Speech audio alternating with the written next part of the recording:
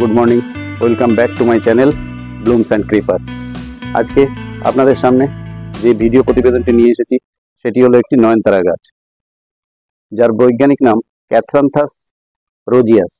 এটি একটি অলিয়েন্ডার পরিবারভুক্ত গাছ। তো এই অলিয়েন্ডার পরিবারভুক্ত গাছ এগুলো আমাদের দেশীয় দুরকম পাওয়া যায়, একটা সাদা আর একটা বেগুনি। আর তাছাড়া আজকে হাইব্রিড গাছ অনেক এসেছে বাজারে, সেগুলো বিভিন্ন কালারে পাওয়া যায় এবং সেও বেশ কয়েক রকম কালার হয়। তবে দেশীয় দুটো কালারই পাওয়া যায়, একটা সাদা এবং একটা বেগুনি। আমার কাছে আজকে একটি সাদা গাছ রয়েছে, আপনারা দেখতে পাচ্ছেন। গাছটি অন্তত 3 ফুট 4 ফুটের মতো লম্বা আছে এবং ফুলও এসছে। আর আজকে একটু ফুল কম আছে, নাহলে প্রত্যেকটা দেখুন কুড়ি রয়েছে, প্রত্যেকটা কানায় কানায় এর ফুল থাকে। তো এই গাছটা আমরা সবসময় আমাদের দেখতে পাই যে কোনো জঙ্গলে বা যে কোনো বাড়িতে ইজিলি এটা গ্রো করা যায়। তবে একটা কথা এখানে বলে রাখা ভালো, আমার নিজের অভিজ্ঞতা থেকে বলছি, সেটা হলো এই নয়নতারা গাছ, নয়নতারা যার বাংলা নাম হচ্ছে রামধনু, নয়নতারার আরেকটা মিনিং হচ্ছে রামধনু। তো এই নয়নতারা গাছ যেটা বলার আমার অভিজ্ঞতা, সেটা হলো গিয়ে হাইব্রিড নয়নতারা দেখতে সুন্দর সুন্দর কালার বেরিয়েছে, কিন্তু সেই হাইব্রিড নয়নতারাগুলো আপনি টবে না করে মাটিতে করলে বেটার। কেননা হাইব্রিড নয়নতারাতে দেখা যাচ্ছে একটু জল বেশি কম হলে বেশি হলেও ক্ষতি, কম হলেও ক্ষতি। আর যদি বা আপনি কোনো রকমে বাঁচিয়ে রাখতে পারেন টবে, ফুল খুব একটা হয় না। গাছ হয়তো প্রাণে বেঁচে থাকবে কিন্তু ফুল খুব একটা পাবেন না। এর জন্য মাটিতে পোতা বেস্ট।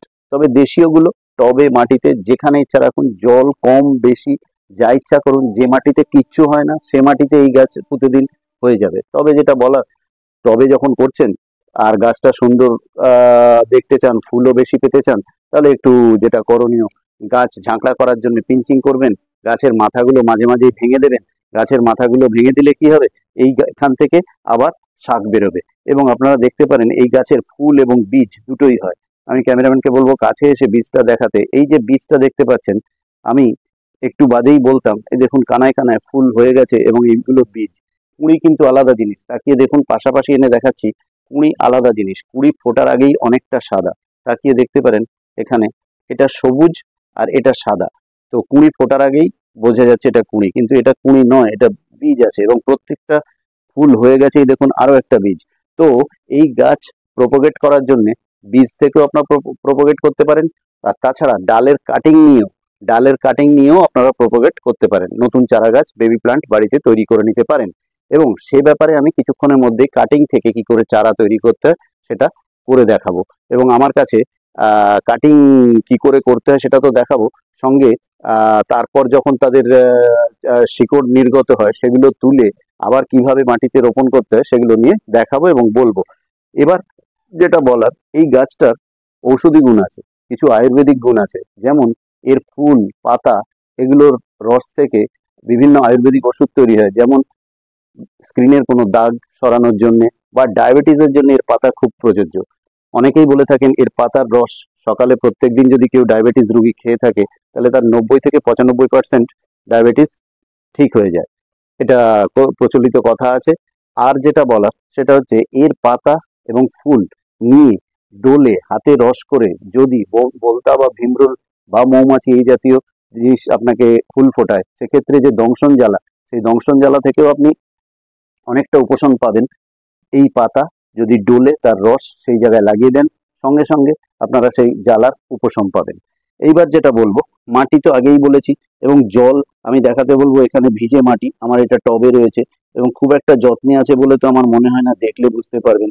তাতেই এই গাছটা সুন্দর, প্রত্যেকটা ডাল দেখুন একটা একটা করে স্টেপ সিঁড়ির মতো ডাল উঠতে উঠতে গেছে। এবং আজকে তাও আমি বলবো তো, আমি খুব একটা পিঞ্চিং করিনি। পিঞ্চিং করলে এ আরো সুন্দর হতো, ঝাঁকড়া হতো, এতটা লম্বা হতো না, কিন্তু আমি খুব একটা পিঞ্চিং এর মধ্যে যাইনি, আমি এমনি একে ছেড়ে দিয়েছিলাম, তাই আজ এত বড় হয়েছে। এবং আরো একটা কথা বলতে পারি, এই গাছ কিন্তু একটা সময় মরে যায়, একটা সিজন আসলে এই গাছ আর ফুল হয় না, মারা যায়। সেই জন্য সেই সময় উচিত মতো আপনারা যদি গাছটাকে কেটে বেটে করে দিতে পারেন, তাহলে দেখা যাবে আবার নতুন নতুন শাক বেরোচ্ছে এবং সেই নতুন নতুন শাকগুলোতে আবার কুড়ি ফুল হবে এবং আবার তার পুনর্জন্ম হবে। কিন্তু এই গাছটাকে যদি এরকম ছেড়ে দেওয়া হয়, ফুল হতে হতে হতে হতে একসময় কিন্তু মাথাগুলোতে আর ফুল বা কুড়ি আসে না, এবং একসময় গাছের ডালটা নষ্ট হতে থাকে, এবং এইভাবে নষ্ট হতে হতে গাছটা পুরোটাই নষ্ট হয়ে যায়। সেই জন্য সেই সময় উচিত মতো, যেরকম চন্দ্রমল্লিকার শীত চলে গেলে আমরা সবাই কি করি না, উপরের যে কুড়ি ফুল সেগুলো এমনি আস্তে আস্তে শুকিয়ে গাছ এর ডাল শুদ্ধ মরতে শুরু করে। সেই সময় আমরা কি করি,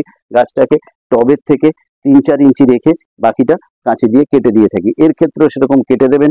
সেক্ষেত্রে নিচ থেকে যে আবার নতুন নতুন এই ডালটা দেখুন কত গোড়া থেকে বেরিয়েছে, এই ডালটার কিন্তু আয়ু অনেক দিন থাকবে এই ডালটার থেকে, কারণ এই ডালটা ফুল ফল হতে হতে হতে হতে একদিন আর কিচ্ছু হবে না, এবং তারপর উল্টো দিকে শুকোতে শুরু করবে। তো আপনাদের দেখাবো কিভাবে কাটিং থেকে নয়নতারা চারা তৈরি করতে হয়। একদম আগার দিকে সবুজ কচি ডাল নেবেন না, একটু পেছন দিক থেকে শক্ত ডাল নেবেন। একটু শক্ত ডাল নিয়ে তারপর গোড়ার দিকে কিছু পাতা ফেলে নেবেন। এবার যেটা করতে হবে, এই গাছটা আর একটু ছোট করেও কাটতে পারতেন, যাই হোক আমি লম্বা কেটেছি কারণ আমার একটু পেছন দিকটা বয়স্ক ডালের দরকার ছিল। তো এইবারে আমি যেটা বলবো সেটা হলো গিয়ে পেছন থেকে কয়েকটা ডাল এরকম ফেলে দেবেন। ফেলে দিয়ে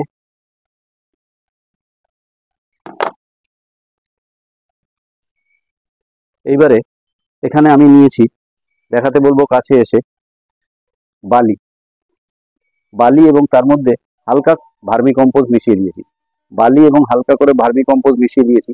এর কারণ হচ্ছে গিয়ে পরবর্তীকালে যখন আমরা ভিডিও করে দেখাবো যে এর শেকড় তৈরি হয়েছে, সেই সময় যদি আমি মাটি দিয়ে দিই, এটা এত টাইট হয়ে যাবে যে আপনাদের তুলে দেখাতে গেলে শেকড় দেখাতে পারবো না, কেননা তুলতে গেলেই শেকড়গুলো মাটিতে ছিঁড়ে রয়ে যাবে। সেই জন্য এর মধ্যে বালি দিয়েছি, কিন্তু আপনারা পরবর্তীকালে যখন এর শেকড় তৈরি হয়ে যাবে তখন কিন্তু নিয়ে মাটিতে রোপণ করবেন রুট জেনারেট করার জন্য এই প্রসিডিওর, এবং ভিডিওতে আপনাদের সেই রুটটা দেখানোর জন্য এই প্রসিডিওর কি না, বালি আর সঙ্গে সামান্য ভার্মি কম্পোস্ট দিয়েছি, যাতে সারের ব্যাপারটা যেটা মাটির যে তত্ত্ব সেটা পেয়ে যায়। বালিতে তো আর মাটির তত্ত্ব পাবে না, তো সেই জন্যে এবার আপনাদের বলছি, এর মধ্যে এই কাটিংটার 2 থেকে 2.5 ইঞ্চি এর মধ্যে ডুবিয়ে দেবেন।